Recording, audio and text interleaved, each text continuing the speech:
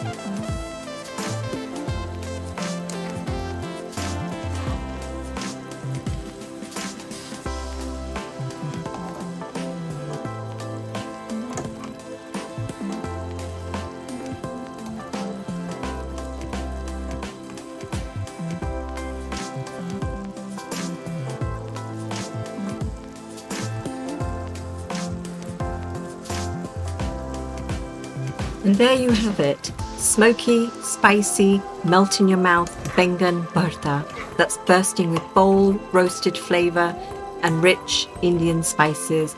You've just created a dish that's comfort food, bursting with spicy attitude, perfect with chapati, basmati rice, or straight off the spoon. Can you smell that? That's the taste of India calling.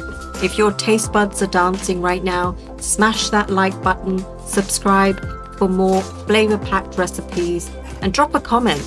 What's your go-to Indian comfort food? Until next time, stay spicy, stay curious, and keep cooking with heart. Bye-bye.